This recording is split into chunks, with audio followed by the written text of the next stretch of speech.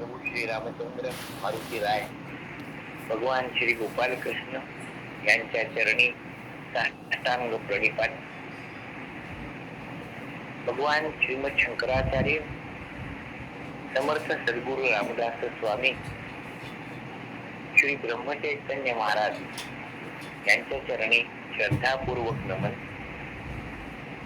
आपण सर्व श्रोत्यांना सप्रेम अभिवादन आणि दासबोध चिंतनाला आरंभ.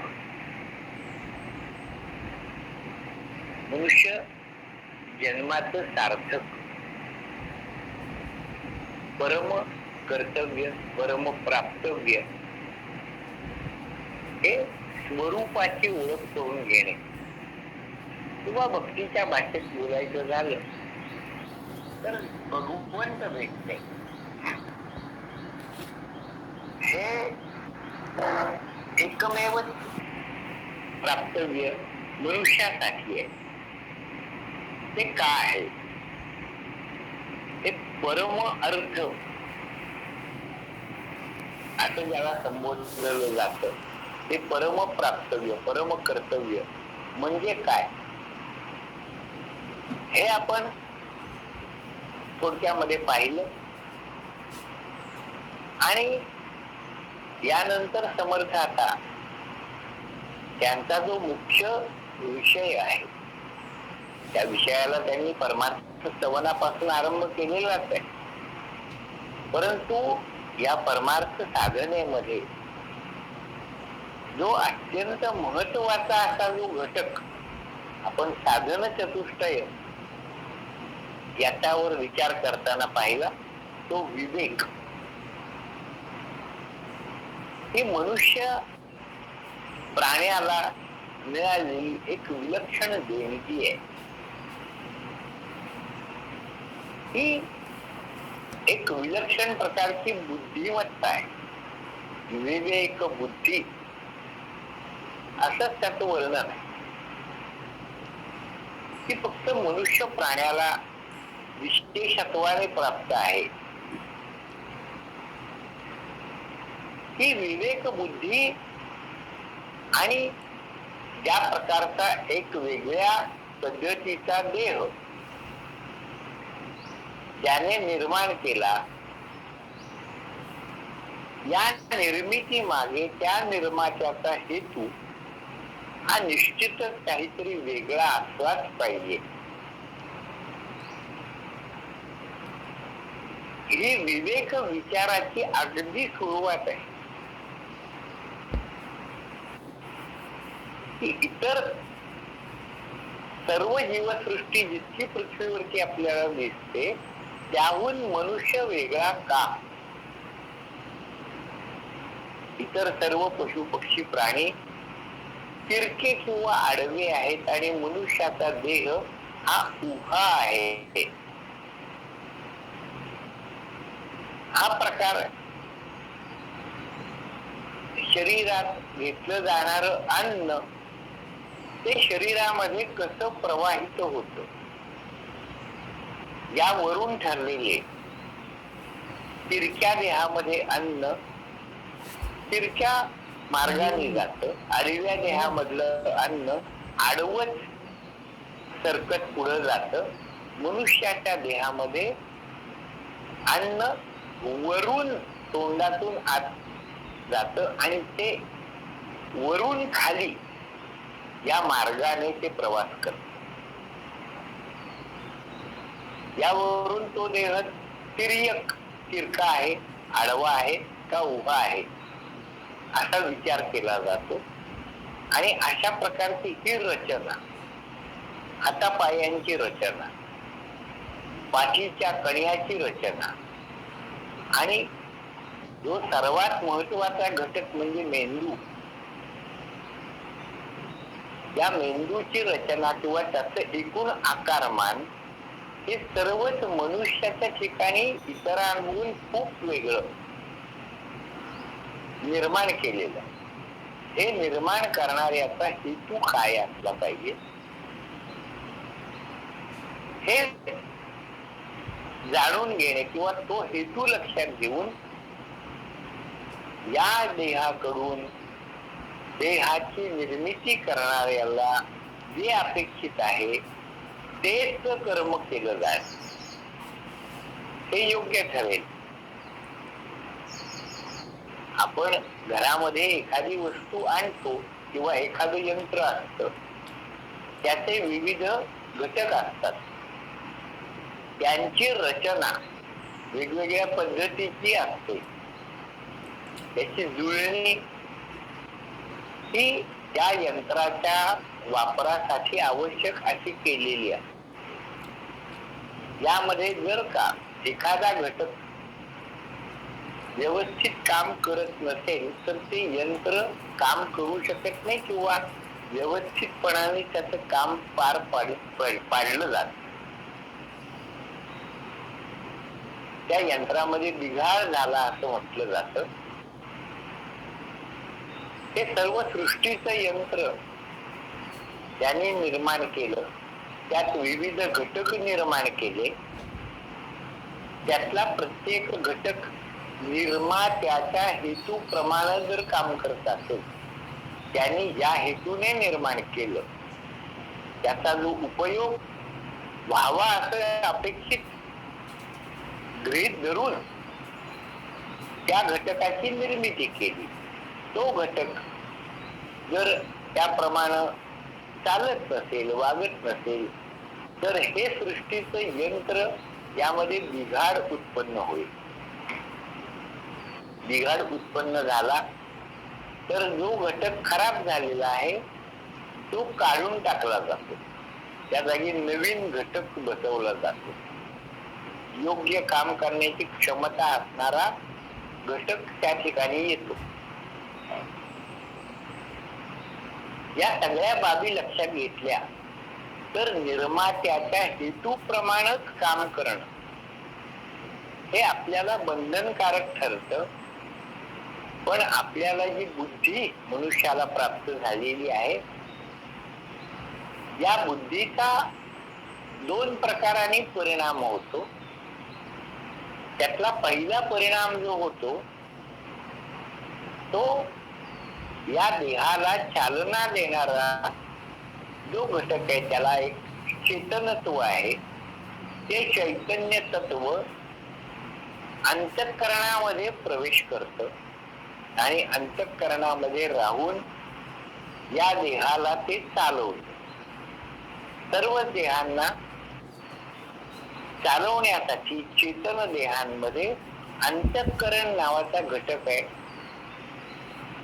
आतल्या बाजूला असणार, बाहेरनं न दिसणार असं एक इंद्रिय, त्याला अंतःकरण असं म्हणतात. या अंतःकरणामध्ये ते चेतन तत्व प्रविष्ट होत आणि तिथं ते या देहाकडून कार्य करवून घेत. हे चेतन तत्व त्या चित्स्वरूप परमात्म्याचाच अंश आहे. या देहाचा संग त्याला जोडतो आणि त्याची सर्वात विपरीत भावना, तो विवेक या ठिकाणी सुरू होतो. तो स्वतःला देह म्हणजे मी अशी भावना करून बसतो आणि मग देहाच्या सुखासाठी जे योग्य ते करावं असा विचार मनुष्य करतो. इतर प्राण्यांच्या अंतःकरणात आणि मनुष्याच्या अंतःकरण या घटकामध्ये जे वेगळेपण आहे ते या ठिकाणी आहे.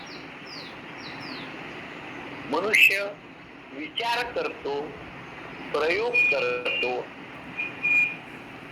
त्याची शक्ती ही या बुद्धीची या दृष्टीनं कार्यरत असते. एक उदाहरण म्हणून आपण जर लक्षात घ्यायचं ठरवलं तर पाणी आपण पितो. सगळ्या सजीवांना पाणी आवश्यक आहे, ते सगळेजण घेतात, आवश्यक तितकं घेतात. मनुष्यही आवश्यक तितकं पाणी घेतो. मग मनुष्याची बुद्धी कुठं काम करते तर ती पाणी म्हणजे काय यावर विचार करते. मग पाणी म्हणजे H2O असं संशोधनाने सिद्ध केलं जात. असं ज्यांनी शोधून काढलं, तो आता मला एक भांडभर H2O द्या असं म्हणत नाही. व्यवहार करताना तो पाणीच द्या म्हणतो. परंतु त्या पाण्याच्या घटकांचा त्यांनी शोध लावला. इतक्यावरती त्याची बुद्धी थांबत, त्याची प्रज्ञा ती फार सरळ आहे. मग या पाण्याला वेगवेगळी नावं प्राप्त होतात. त्याला आंब म्हणतात, त्याला सलील म्हणतात, याला नीर म्हणतात, त्याला तोय म्हणतात, त्याला जीवन म्हणतात. पाणी या एकाच घटकासाठी अनेक नावं दिली जातात. त्याचे अर्थ वेगवेगळे आहेत. आंब असा जेव्हा शब्द येतो तेव्हा ज्या वाहत्या पाण्याचा आवाज येतो किंवा एखादा धबधबा पडत असतो त्याचा जो आवाज येतो, या आवाजावरून त्याला अंभ असं नाव पडतं. सलील म्हणजे चकाकत, त्यावर सूर्यप्रकाश पडला किंवा चंद्रप्रकाश पडला किंवा कसलाही प्रकाश पडला की ते चकाकत. त्या चकाकणाऱ्या पाण्याला सलील असं म्हणतात. जीवन तर आपल्याला माहिती आहे, आपलं जीवन सजीवांचं पाण्यावरच अवलंबून आहे, म्हणून तेच नाव पाण्यालाही दिलं. हा जो बुद्धीचा एक विकासाचा भाग आहे, हा फक्त मनुष्याकडे आहे. इतर प्राणी असा विचार करत नाही. त्यांना गरज लागेल तेव्हा ते पाणी पितात. मनुष्यही पाणीच पितो, परंतु नुसतं पाणी या एका नावावरती त्याचं समाधान होत. असे प्रत्येक घटकाला लावून पहा.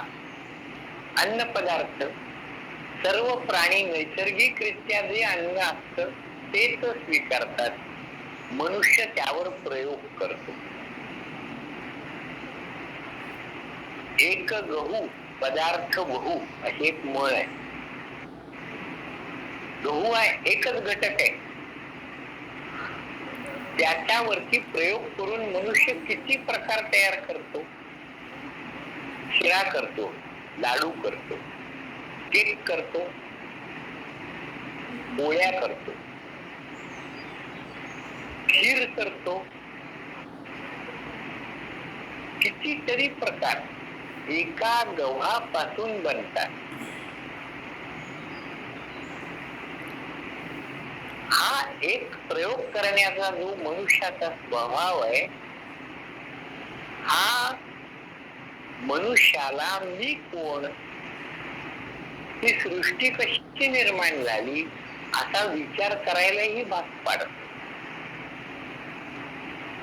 प्रत्येकच घटकाचं जसं पाणी, पाण्याचा मूळ घटक काय, पाणी कसं तयार झालं हे जसं त्यांनी विज्ञानाच्या दृष्टीनं शोध लावला.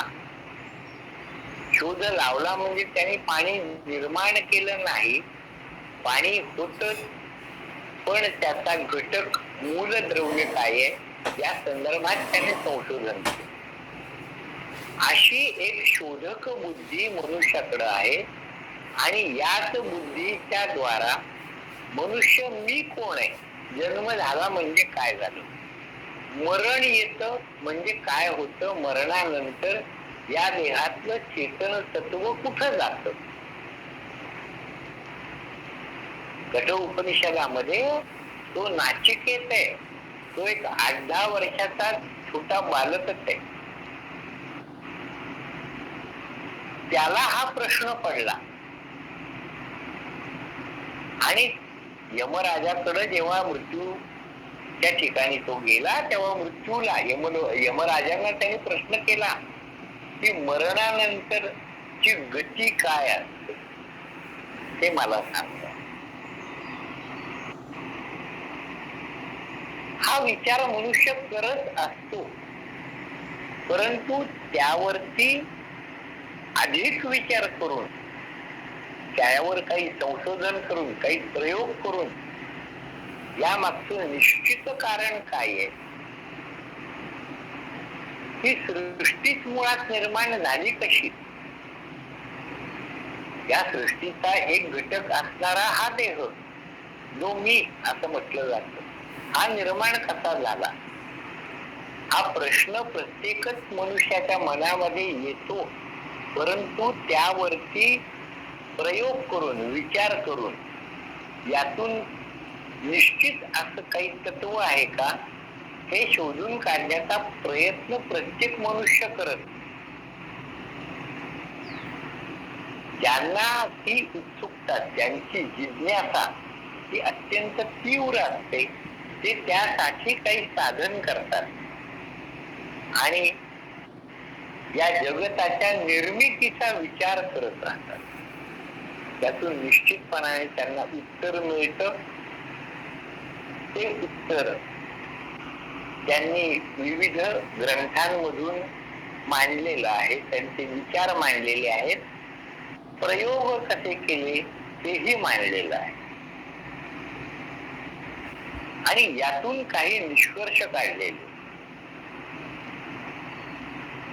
या मनुष्य देहाची निर्मिती करणाऱ्याने हा देह निर्माण करताना त्याचा हेतू काय असला पाहिजे, हेही या प्रकारच्या चिंतनातून मनुष्याने निश्चित केलं किंवा तशी प्रेरणा त्या परमात्म्याने अंतःकरणात जो वास करतो त्याने अंतःस्फूर्तीद्वारा मनुष्याला दिली. ती संवेदना ज्यांची जागृत होती त्यांनी ती जी काही स्फूर्ती प्रज्ञा अंतःकरणामध्ये प्रगट झाली त्याची नोंद केली. यावरती समविचारी साधकांमध्ये चर्चा केली. उलट सुलट खूप विचार मंथन केलं गेलं आणि त्यातून अमृत तत्व काय आहे त्याचा शोध लागला, मंथनातूनच लागला. आणि हा शोध लागला असताना मनुष्याला आत्यंतिक शांतता मनाला प्राप्त झाली. सातत्याने या जगतामध्ये काही प्रयोग करत राहावं आणि नवीन नवीन काही निर्माण करत राहावं, अशी जी बाह्य जगताकडे धावणारी वृत्ती होती, ती धावणारी वृत्ती शांत झाली आणि खऱ्या अर्थाने विचार केला तर या ठिकाणी नवीन काही उत्पन्न होत नाही. जे उत्पन्न झालं असं वाटतं हा केवळ भ्रम आहे वगैरे काही तत्व त्यांनी निश्चित केली. यामुळं काय झालं तर स्वतःच्या देहाकडे पाहण्याची एक नवीन दृष्टी अशा अभ्यासू आणि चिंतनशील मनुष्याला प्राप्त झाली. या जगताकडे पाहण्याची दृष्टी प्राप्त झाली आणि या जगताची निर्मिती ज्या मूळ तत्वापासून निर्माण झाली किंवा निर्माण झाली असं वाटतं, ते तत्व दुसरं तिसरं काही नसून ते तत्व म्हणजेच माझ्या ठिकाणी असणारं चैतन्य आहे. याचा अर्थ हे सर्व जगत हे मीच आहे. मीच विविध आकारांनी वेगळा झाल्यासारखा दिसतो आहे, परंतु प्रत्यक्षात यात वेगळं काहीही निर्माण झालेलं नाही. या विचाराने जो द्वैत भाव त्याच्या मनामध्ये तयार झालेला होता, मी माझं, हा जो एक भाव अंतःकरणात तयार झालेला होता तो नष्ट झाला. सर्व मीच आहे आणि ते किती मोठं आहे तर ते ब्रह्म आहे, म्हणजे त्याची मोजदाद करता येत नाही. त्याहून अन्य काहीही नाही, मोठंही नाही, लहानही नाही. या ठिकाणी अशी तुलना करायला अन्य वस्तूच उपलब्ध नाही, एकमेव अद्वितीय असणारं हे तत्व आहे असं त्याला लक्षात आलं. आणि ते लक्षात यावं यासाठी या निर्मात्याने हा देह निर्माण केलाय. धन्य धन्य हा नरदेहो, येथील अपूर्वता पाहो, जो जो की परमार्थ लाहो. समर्थांनी नरदेहाचं स्तवन करताना ही पहिली ओवी लिहिताना त्या माग खूप खोल विचार. नरदेहाचं स्तवन सहसा केलं जात नाही. समर्थांनी आपण जो एक अर्थवाद असा एक विचार लक्षणामध्ये पाहिला होता, ते तिथं मोठं उदाहरण आहे अर्थवादात. की नरदेह स्तवन असं नाव दिलंय आणि आपण